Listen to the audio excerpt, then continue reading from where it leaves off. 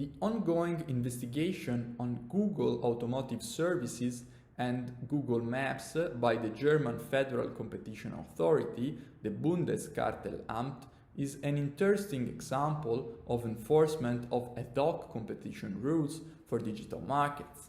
In this case, the 10th Amendment to the German Competition Act, the GVB. Alongside other ongoing or recently decided cases concerning not only Google but also other big tech companies such as Amazon, Apple, and Meta. Let's briefly outline the main features of the Google Automotive investigation as well as some preliminary remarks.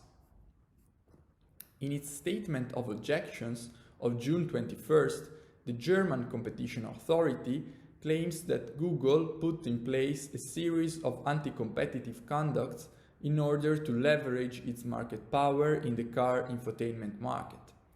Google ecosystem, as known, is integrated in car systems via an ad hoc version of the Google Android operating system that runs apps such as Google Maps, Google Assistant, and Google Play, which have been adapted to usage on car while driving. This package of software is known as Google Automotive Services and it is licensed to car manufacturers. This license agreement raises competitive concerns as they provide that Google Automotive Services are licensed as a bundle only and cannot be integrated with apps developed by third parties, while license holders are required to set Google services as a default option.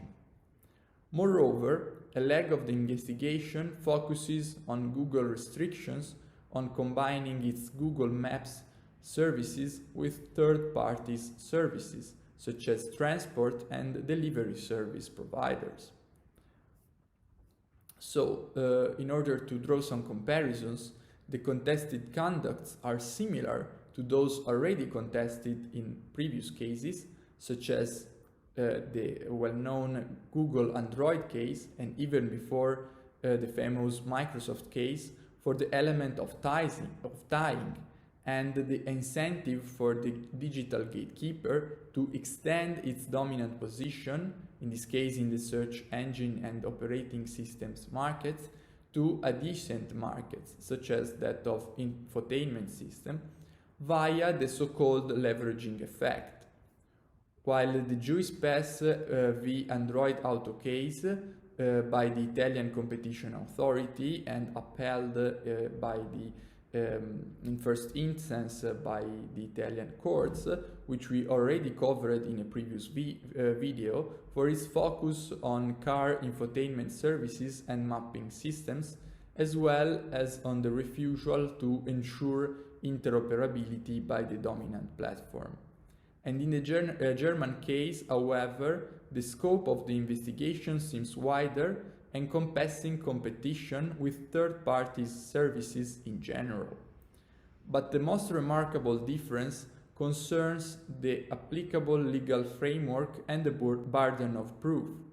In the previous cases, the theory of harm was based on Article 102 of the Treaty of the Functioning of the European Union, therefore leaving to the public enforcer the demonstration of the exclusionary effects of the conducts. In case of Juicepass, also the essential facility doctrine was involved. And the German investigation relies on the special abuse control mechanism laid down in Section 19A of the German Competition Act. This provision draws up an ad hoc regime applicable to companies of paramount significance for competition across markets, which is the term adopted by the law, such as Google. And in this case, the German Competition Authority can prohibit certain potentially harmful conducts and then shifting the proof on the firm that the contested conduct is objectively justified. As it is well known, this solution has been later adopted also with the general, the EU level with the Digital Markets Act. And as the conducts listed in the German GVB do not coincide in scope with those in the DMA, coordination at the vertical level seems crucial in order to avoid discrepancies and overlaps in the enforcement.